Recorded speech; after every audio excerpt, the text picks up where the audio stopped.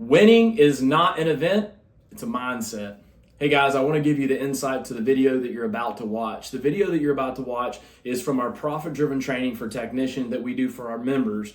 The content was so valuable that we thought that we would shoot that video for you and give you insight to what's going on.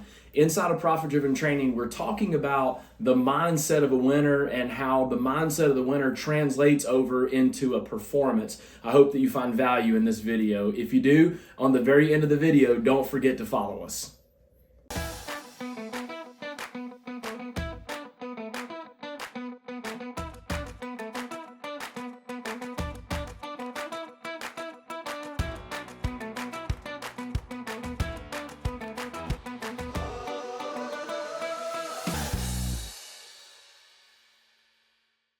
All right, let's get going. So profit-driven training for technicians, week 1. We are officially into the June profit-driven training. And the topic for today is sales boosters. So now that you have your chat box open, or if you want to unmute yourself, that's fine too. But I'm curious what comes to mind when you hear the word booster. So when I say the word booster, what comes to mind first? And maybe to dive off of that, what usually has boosters and what purpose do they serve? More money. Absolutely, Thomas. Okay. Especially when I put the term sales in front of it. Absolutely. What else we got? What comes to mind when you hear the term booster?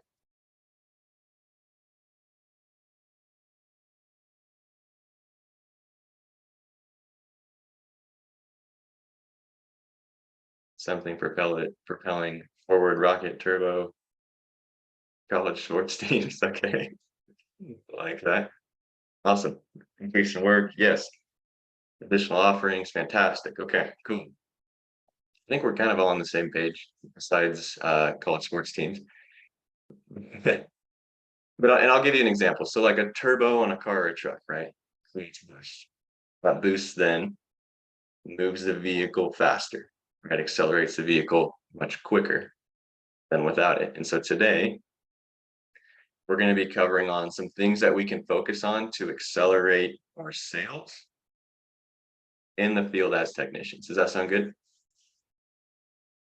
Awesome. Fantastic. All right. So we've got a hamster in a wheel. So before we dive into how we boost sales, we need to set a foundation for change. And the question I would like to pose is, has any of us ever felt like in any area of our life or in work where we're just kind of sitting spinning our wheels? And what I would say to build off of that is there's a huge difference between being busy and being productive. So like the mouse in the wheel, aside from maybe it getting its basic exercise, the mouse is going nowhere. The mouse has no traction to move forward. It's just going to sit there and spin. And so maybe the mouse is being busy, but it's not being productive in relationship to its goals or what it's trying or desired it's to achieve. And so us being busy and focusing on just getting through the call, by completing a task of the list of tasks, whatever it is, just going through the motions is a total dead end. So possibly the feeling of you just staying the same and spinning your wheels is just simply due to a lack of traction. So again, I'd like us to continue to keep in mind something that Tim Ferriss left us with, a quote that says just to focus on being productive instead of being busy. Make sense? Tracking with me so far? Okay. Which then leads us to the doom loop. And the doom loop says that you decide to get something done, but you get distracted and the effort you just made is a waste. And so we don't want you to get stuck in what's referred to as the doom loop. And so then the question becomes, are you going about your everyday life without a purpose, a driving purpose to do better, to be better, to get better results, to make more money, to have better goals, and so on? Do you have a driving purpose for your life? If you do, just be aware of the doom loop. Because I will tell you that distraction comes in many forms. Distraction may be a client, maybe a phone call, maybe a specific job, maybe the working conditions of a job. It could be the weather, it could be traffic, your office, other team members, your managers, your employees, your kids, your spouse, your significant other. And really just to kind of drive this home, let me share an example with y'all. So I have a purpose where I do my very best to be better, be healthier, be stronger. I try to make it to the gym every single morning, very early. I also am a huge fan of education and learning, and I've got to scratch that itch. And so I also set out to have a goal where I read X amount of books a year. I typically get those things done super early in the morning, and I read super late at night before I go to bed. But oftentimes, if I'm not focused on my purpose, I will let distractions during the day and evening get in the way. I end up going to bed super late. I still have to read because I know I gotta get it done. So I read. Next thing you know, it's midnight, 1 in the morning. I've got to get up at 4 o'clock to go to the gym. It makes it incredibly difficult to get things done, to stay on point, stay intentional, to stay consistent. Whereas if I would just stay focused, avoid the doom loop, avoid the distractions, it would be so much easier to stay consistent and get it done. Does that help reiterate the doom loop? Okay, fantastic. So here's a picture now as we dive in further of a flywheel on a train. A flywheel serves a powerful purpose. Okay, a flywheel stores energy and is used for power during acceleration to move. The flywheel creates motion, which leads us into the flywheel effect. The flywheel effect reads effort made consistently increases performance with the same or less energy. I'm going to say that a little different. Consistent effort will increase your performance with the same or with less energy. So it's about consistency. But in order to be consistent, we've got to be intentional about what we're doing and why. Because if we can be intentional about our purpose, about our driving force, our driving purpose, it's going to cause us to be consistent. When we're consistent, we'll start to see a lot of other areas in our life get into alignment. I'm going to continue on this same trend here and give you another example. So if you want to get into great shape, you wouldn't just show up to the gym, right? It would be likely that you're going to follow a proven process in the gym. You're likely going to be intentional about how hard you work in the gym. I'm going to guess you're probably going to have to eat better, drink more water, consume more protein, stay hydrated, etc. Which then in turn is going to cause other areas of your life to start to get into alignment. What I would say is don't try to sort out every little detail before you get started. Is anyone familiar with the term paralysis by analysis? It's the same thing when we do every day. It happens more often than you think until we recognize it. So don't try to sort out every detail. You'll get distracted. That leads you to the doom loop. And we never gain any traction. We just sit to spin our wheels like the hamster in the wheel. We've got to just get started. Don't worry about sorting out all the details. Identify your purpose, identify what you've got to do, and just get started. Going is not going fast. Going is simply creating motion, like the flywheel. Still tracking with me? Okay. All right. Well, let's dive in. So now that we've covered a little bit about your purpose, being intentional, getting traction by getting started, and staying consistent, now we're going to tie back to creating change to boost the performance in the field. So now, if you've got your chat box open, those of you that are running a 12-step service called process, do me a favor. Can you tell me what the first 2 steps are? I know we've got some people in the group today that are running the 12-step process. So if you could give me a favor, what are the first 2 steps in the process? Check your mindset. Check your mindset and appearance. Yep. Perfect. Fantastic. So the first two steps are check your mindset, check your appearance. So then the question becomes, can those two things be the same or can they be different?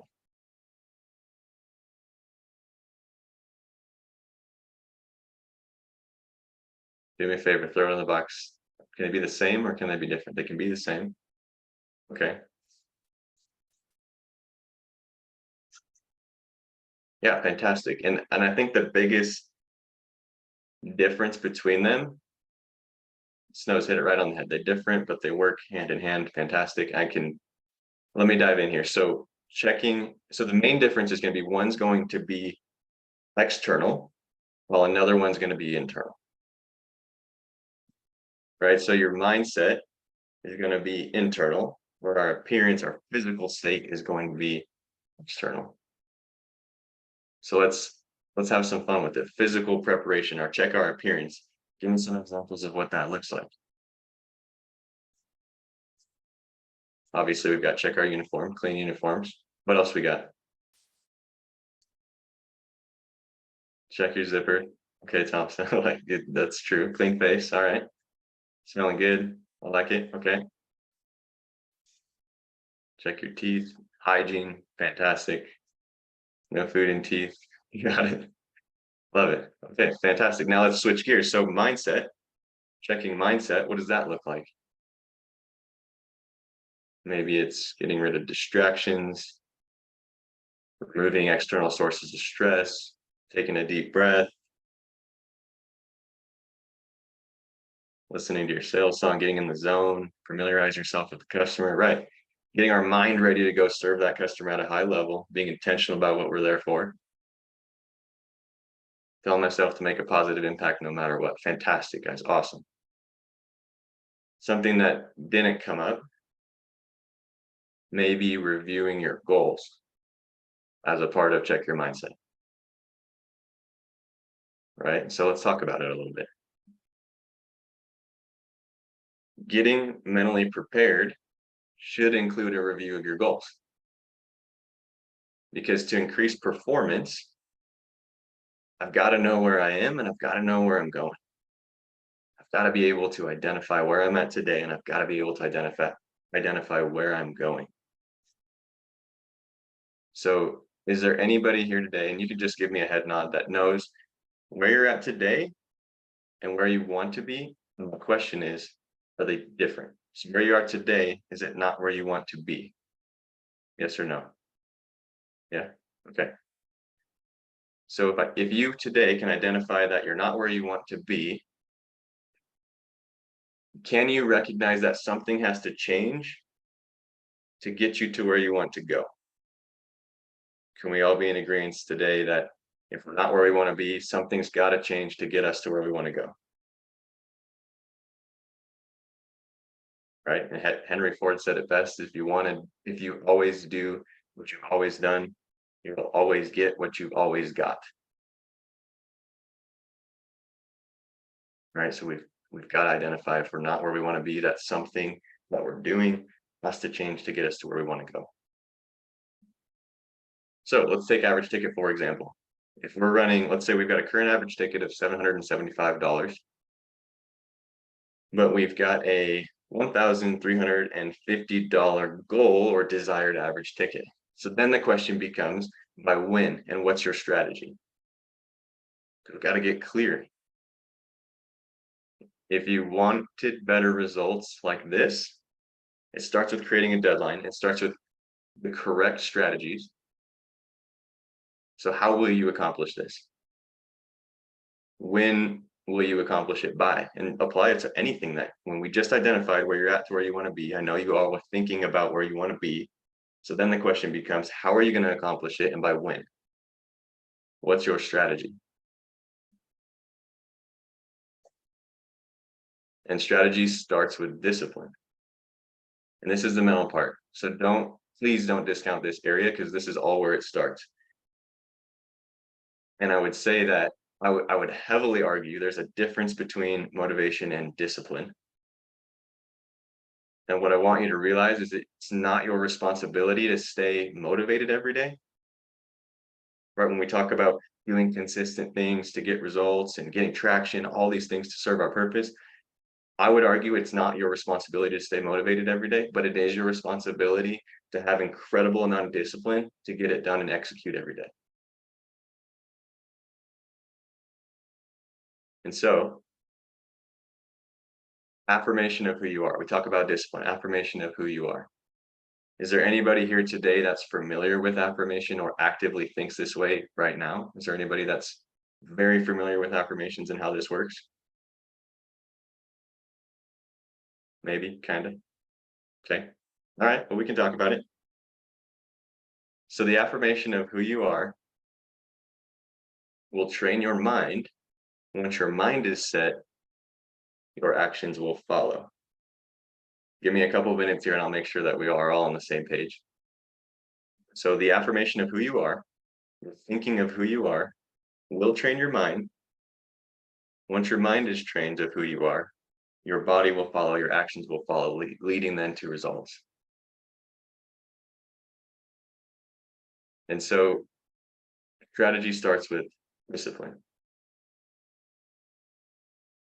Review your plan daily, track your results daily. You've got to do this. This is the scorekeeping component. So let's take that example. We've got a current average ticket of $775. Our goal is $1,350. Without tracking your results and reviewing your plan, you have absolutely no idea if it's working or not. If you go blindly at it and you check back in 2 months and you find your average ticket's the same or your average ticket fell, you're not going to be very happy with your progress. You're likely going to fall back into that pattern and continue to spin your wheels. Right? We've got to review the plan of how you're going to accomplish what you're going to accomplish and track your results or keep score. You all tracking with me still? Okay. So then when we talk about strategy, here are a few questions to ask yourself and be honest as you answer them, because really the only person you're hurting when you're not being honest is yourself. Do I have a solid process? Where do I shortcut this process? And what would happen if I embraced practice? So let me dive in further. When we talk about the process, are you actively practicing? So let's talk about options. Are you practicing through training, through situational training around building your options? Maybe with your team, your peers, your spouse. Are you actively training building your options? Are you actively training on how you introduce yourself to the client at the front door? Are you actively practicing and training on how you actually ask for the sale? After we do all that work, are we actually practicing how we ask for the sale, ask to earn that business? Right? It's all about strategy.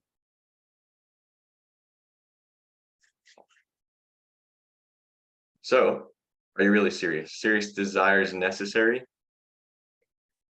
So you and only you will know if you're all in or not. So then the question becomes, are you really serious about making change?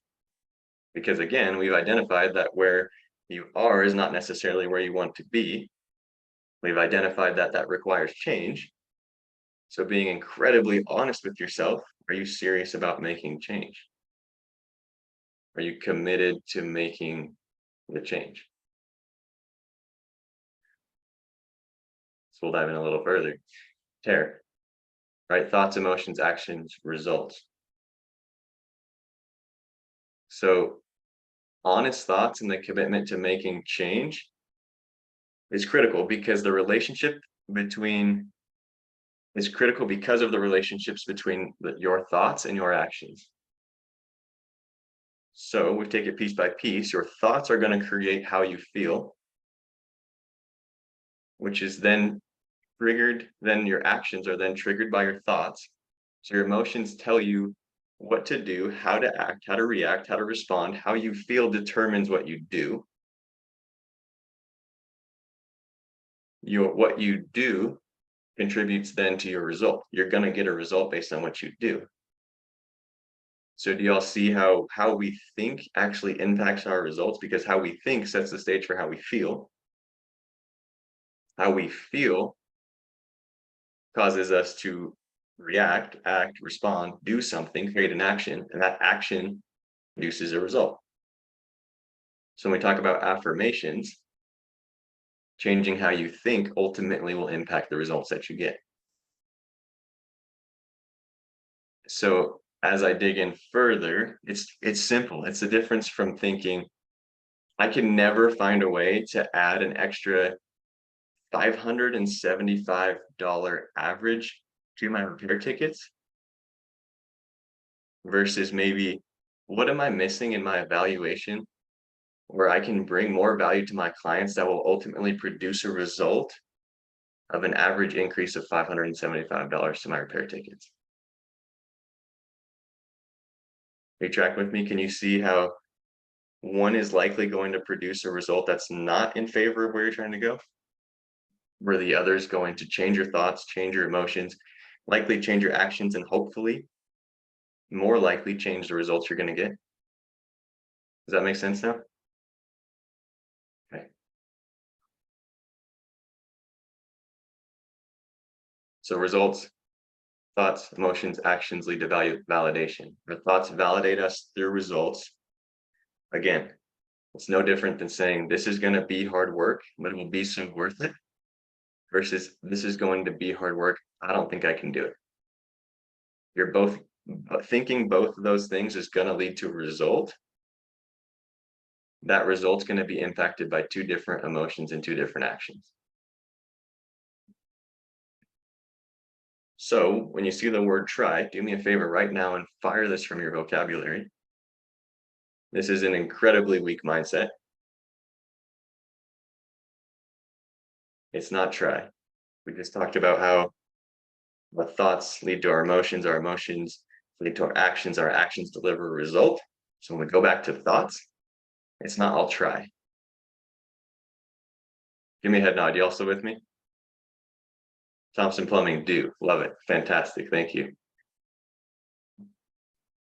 Awesome. So if you suffer from a low average ticket, let's talk about some possible reasons. Maybe you're not building enough trust as the expert. They need to like you to trust you.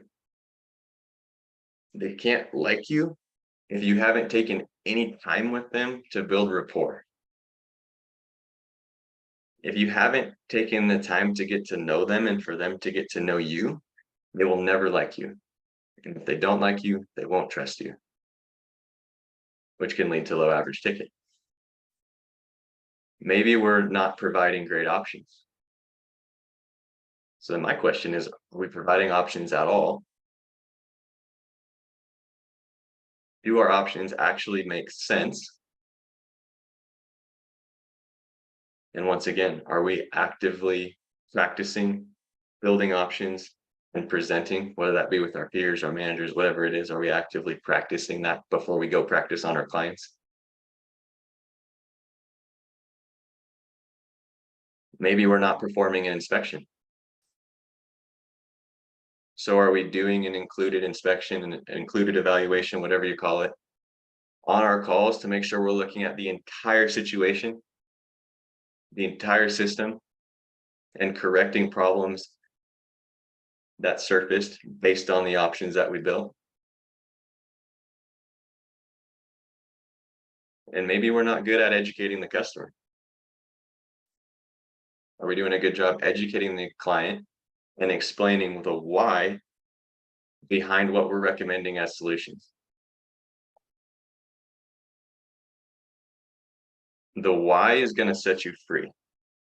Think through that. Think that phrase over and over and over again, because as we start to educate our clients, they've got to know why. Why are you recommending this to me? Maybe we're not good at asking for the sale. And I see this all the time. So then my question becomes, are we asking for the sale at all? Or you'll get a kick out of this. Does it sound something like this? Hey, Mr. Homeowner, I've built your options. I've got 3 options here together for you. I'm just gonna go ahead. I'll get out of your hair. I'm just gonna go ahead and email these to you. You know, just let the office know like what option you like, and I'll come back and we'll do it. Like we'll get it all figured out later. Does it sound like that? Which is tragic because you're not doing anybody any favors. You just worked super hard to do your evaluation, to diagnose the problem, to create your options, to build rapport, build trust, present your options, and then you're just going to leave. And you're going to leave the client with the same pain they had when you showed up. Not only that, but you give them an opportunity to call your competitor who's likely going to do what you did, but they're going to solve their pain for them today. That's extremely frustrating for the client, and it's tragic for your average ticket. So maybe we're not good at asking for the sale.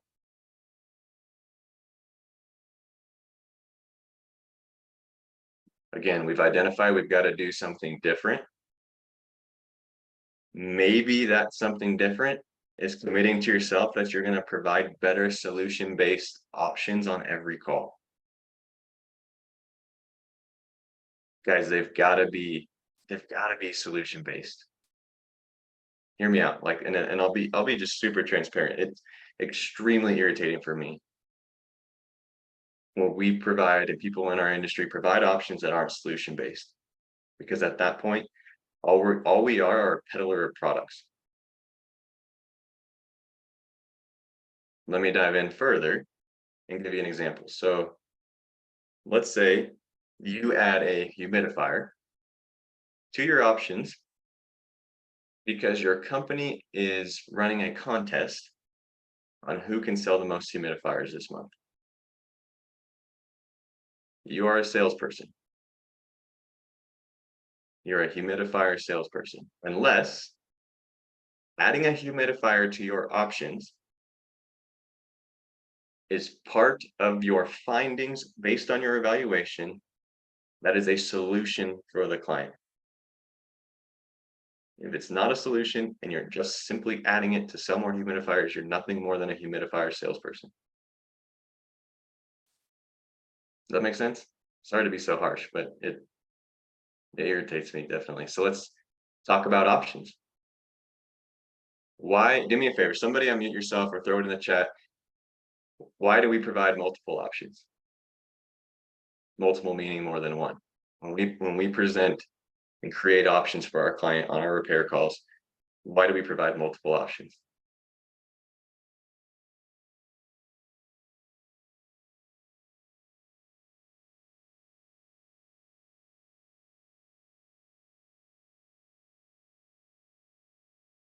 With the customer's budget. Okay. What else we got? Makes the customer feel like they have a choice in what they are getting to choose, makes them own their decision, gives them the power to choose what's best for them, puts the client in control of the decision.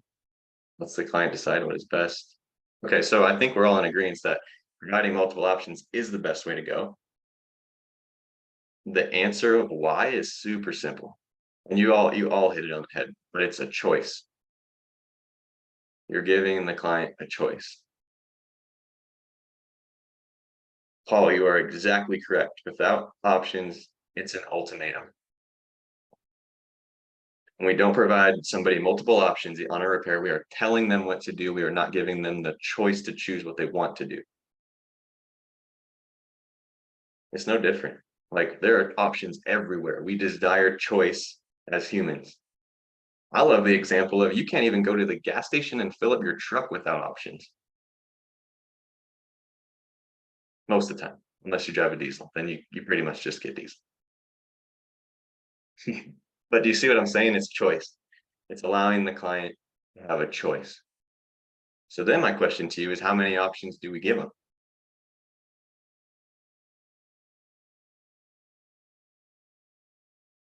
3. 3 minimum, 3. Fantastic. All right, awesome. So 3 options, yes. Why? Because we want to minimize confusion. Okay. We want to give them choice, but we want to minimize confusion for them. When we provide somebody too many options, their mind can't focus, they are confused, and they will not make a decision because a confused mind does not buy.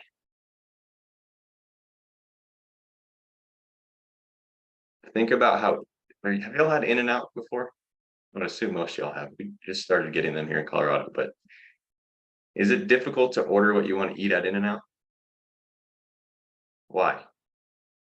Because it's simple, right? There's only a few options. They give us options, but not too many. So once again, how do we decide what's included in our options? Again, we've identified 3 options. We've identified that we provide options and why. But how do we identify what's included in those options? That's got to be based on your findings when you're evaluating the entire system, the entire home, the entire situation.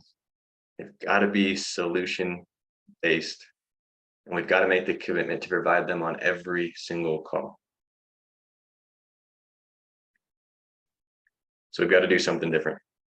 Maybe that something different is actually reviewing the findings from your evaluation with the client on every call. We've got to communicate how the items on your options play a part of the call that you were there to perform. We've got to talk about the inspection on every call. So what is the inspection? The evaluation. We're looking for safety concerns, code compliance concerns, maybe efficiency concerns, maybe concerns on the reliability and longevity of materials and equipment that that client has. Right? It's a system. We're not just diving in, tunnel vision on the problem and leaving. While we will fix the problem, we have to, as professionals, we have to look at the entire system, the entire situation. Keep this in your mind. I said this a lot to my team, and I feel like it helps if you can keep this phrase in your mind that you are not a parts changer, you're a professional technician. I hope that helps. We've got to be providers of long-term solutions for our clients.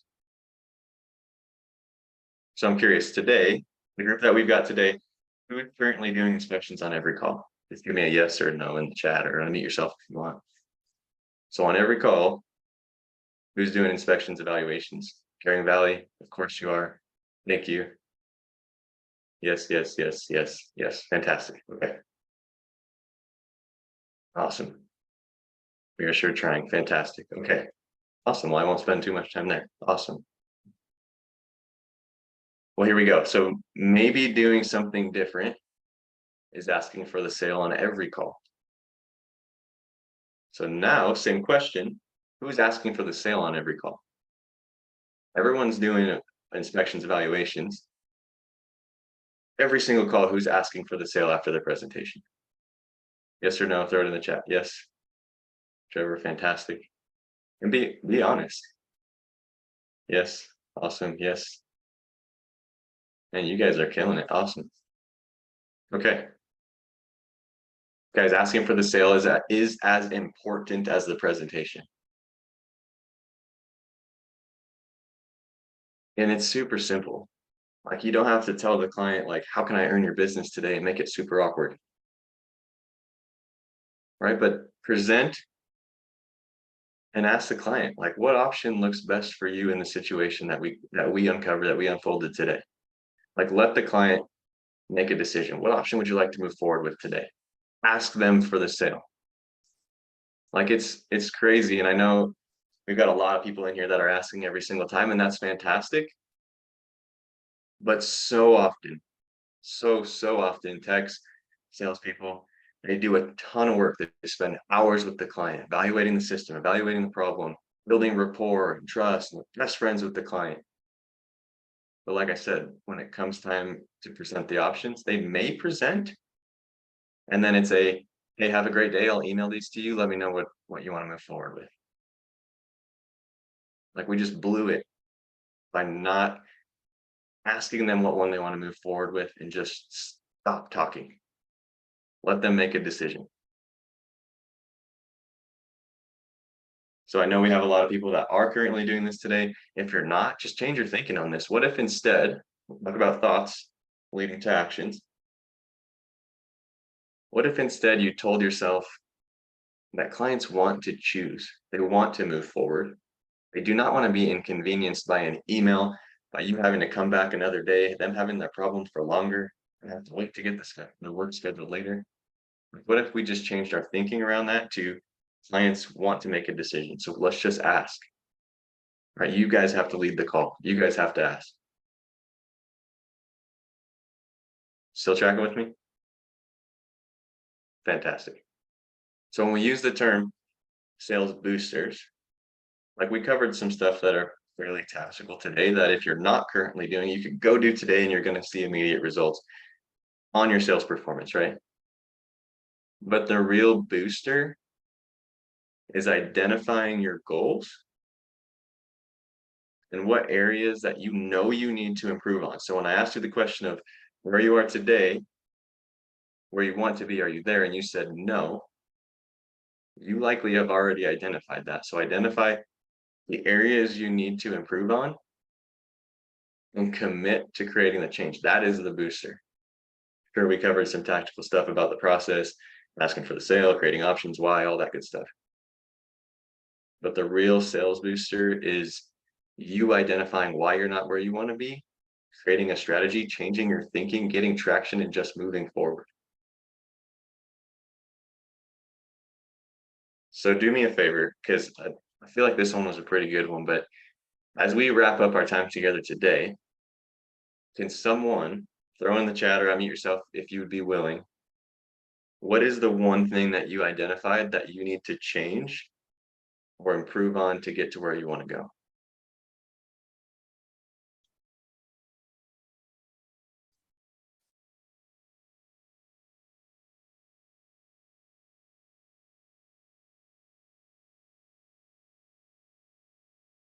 Assuming the customer doesn't have the money. That's powerful. Awesome.